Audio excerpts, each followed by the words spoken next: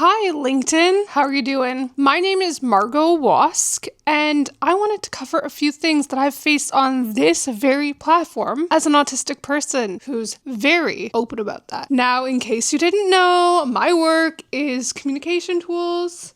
You'll see some here. You'll see a bunch more here. Lots of them. I have 1.5 inch by 0.39 mostly inches, and they say they're pins. And they say all kinds of things like I'm grieving, I'm sensitive to noise, and it's a modular system. So regardless of that, I have a lot to say. As an autistic person, the things I have faced on this platform are not just one-offs. This happens to me super frequently. There was a DEI professional who has had her own set of controversies locally. And she decided to tell me that my communication style aims to alienate people. And she was talking about Disability Employment Month. And she wanted to talk to people about that. She only wanted to talk to businesses. She had no interest in self-employed individuals. So that's a common theme I see, is that we are left out of the conversation when it comes to employment. And that needs to change, because if it wasn't for the work that I do, I'd be screwed, because I do not do well in a traditional work environment. And that's just an unfortunate reality for many autistic people. I'm not saying all of us, but many of us really struggle. And so when it comes to DEI, why are we constantly criticizing autistic people for their communication style? Like, do you think you're being inclusive? Do you think that that's okay? Because it's not, and it probably never will be. So riddle me this. Why is it that you will talk about physical disabilities, but the moment that somebody may communicate differently than what you deem as normal, you're going to criticize us?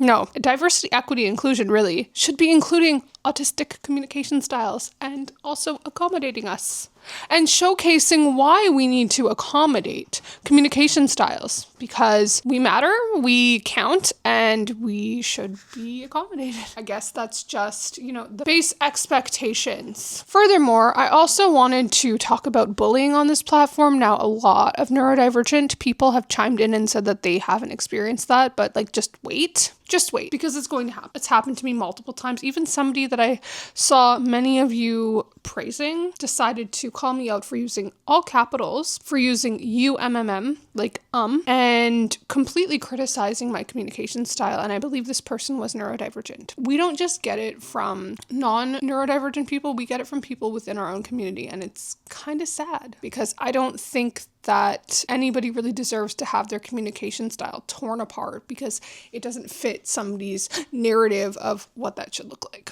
And a lot of the time, and I hate to say this, but somebody else pointed it out, it's usually white men who decide to come after me. Generally speaking, not always, but I would probably venture to say it would be about 85% of the time. Now, the thing that's not lost on me is, as somebody that designs communication tools, that I'm criticized for the way I communicate. I'm tone policed for the way that I communicate. And oftentimes I'm shut out of conversations when it comes to employment. Do you think I've ever been invited to an employment gala? Do you think that any of these large organizations that tout inclusive hiring even want to give me a chance to learn about my business? No, they don't. So this is why I have to fight harder and work harder to get the word out there of what I do for work, why I'm so passionate about self-employment, because it has been the most accommodating thing for me, ever.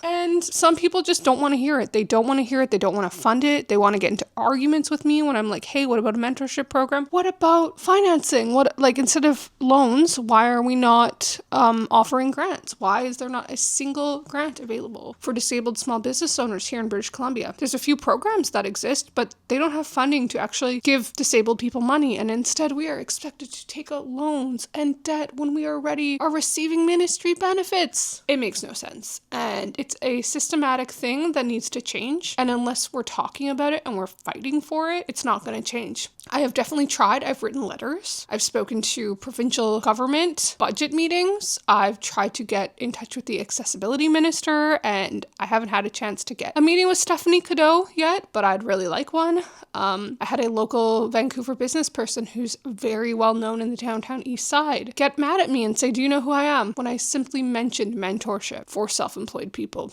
because he has employment for at-risk individual, like employment programs. Anyways, there's a lot that needs to change, and maybe you're willing to have that conversation with me. Maybe you're willing to amplify my voice and help me get this message out, because this is the only way I can do it, which is making content, talking about it, showing people the work I do, talking about why my work is so important, both what I have to offer and the flexibility it offers me, and why I fight for self-employment so hard. So if you're interested in connecting, please send me a message, and I would love to have a conversation with you.